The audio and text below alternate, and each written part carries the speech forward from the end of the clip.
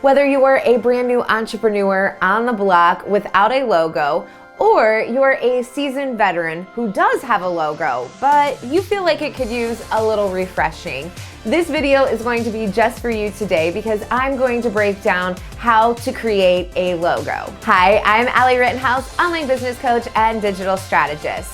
And you might be surprised to know that you might have to create a couple different logos for your business, depending on what your business model is. For instance, if you are a course creator, you might need a different logo for each of your courses. Or if you are a product designer, for each product you create, you might also need a logo to represent that product. And then you would most likely also have a main brand logo that goes on all of your products or all of your courses, depending on what it is that you are creating. Your logo is so much more than just picking out a font and a color scheme that you like. It is what represents your brand, and you want to make sure that it does resonate with who your ideal customer is, but also who you are as that entrepreneur and business owner. The first step to creating a great, lasting logo is to get inspired. Start by looking outside of your niche at different brands and logos and how they represent themselves.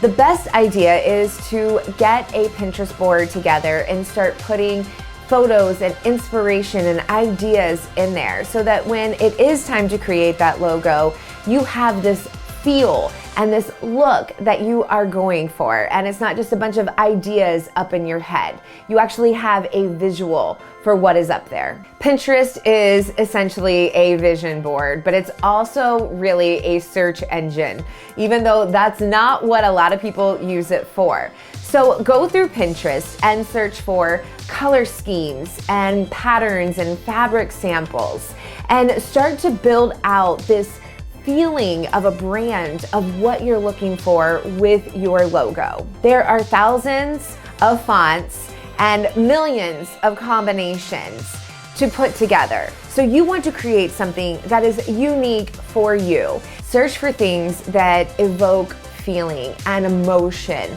that are tied to your business that might also help give you inspiration for your logo. There is no right or wrong way to go about this. This is about creating your vision for what you want your logo and your brand to be. Once you have that feeling nailed down, it's time to decide whether you are skilled enough to do a DIY approach or whether you need to bring in an expert, somebody that is more skilled and can really put together this logo for you. It doesn't have to cost you a fortune to put this together. And in fact, if you are brand new to being an entrepreneur, I highly recommend that you don't invest thousands in putting together a brand because it might change in your first, second, maybe even your third year of business.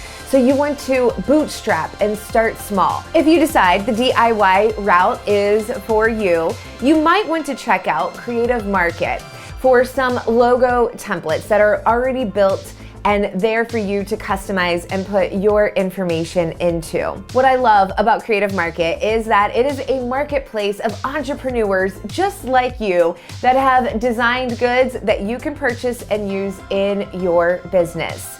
Some of them have even taken it a step further and created social media packs that go with that logo. So not only are you purchasing that logo, but you're also purchasing some other branding items that help you make sure that it all matches and it's within your brand standards. Photoshop is a great tool to use if you have it and if you know how to use it. But if you don't have Photoshop or you don't know how to use it and you are trying to bootstrap and do a DIY logo, then PicMonkey or Canva are two great online programs that are going to help you build out that logo.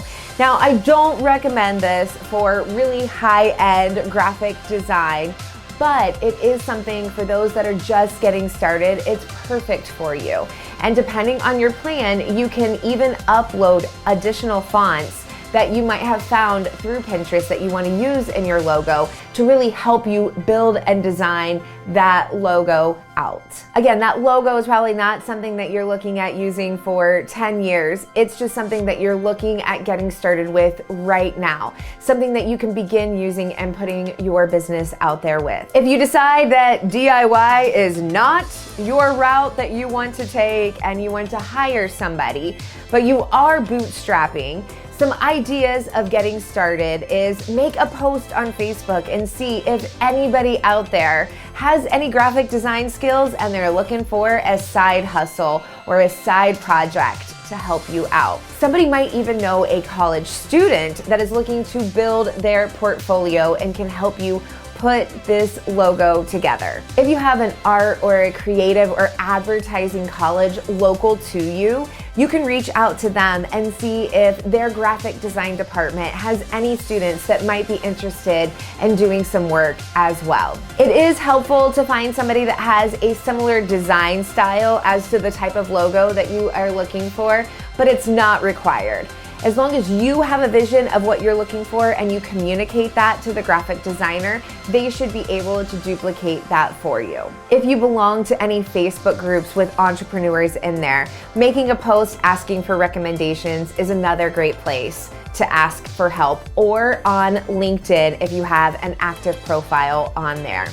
If not, some other places that you can hire graphic designers from is hiremymom.com, 99 Designs, or Upwork. Once you have that piece nailed down, whether you're doing it yourself or you are having somebody do it for you, you want to make sure that you walk away with brand standards that you can implement and use in everything that you do. What this means is knowing and understanding what your fonts are and what your specific colors are to make sure that everything that you create has that on there and it's all consistent and concise. You're most likely going to want to have a logo that is for print and one that is for online use. You may also want a light version and a dark version of your logo, depending on what it is that you're going to be using it for. If you are doing product design and you're not sure if your packaging is going to be light or dark,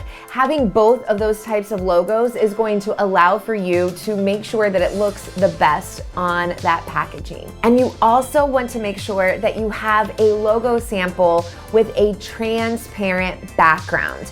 This is so important because everything that we do, we use our logo on it. And you want to make sure that that transparent background is there so that if it's being put on something of color, then just your logo appears. And again, that's why that light and dark logo is also going to be important, because depending on what color of background your logo is placed on, you want to make sure that it looks the best at all times. By understanding these brand standards and what is the makeup of your logo and your brand, it will help you keep that concise look, whether you are doing an email marketing campaign or you're designing a new page on your website, or maybe even making a social media post. I hope you enjoyed these tips today on how to get started creating a logo for your business, for your product, or maybe even for your course. Thank you so much for watching this video today. I'll see you in the next.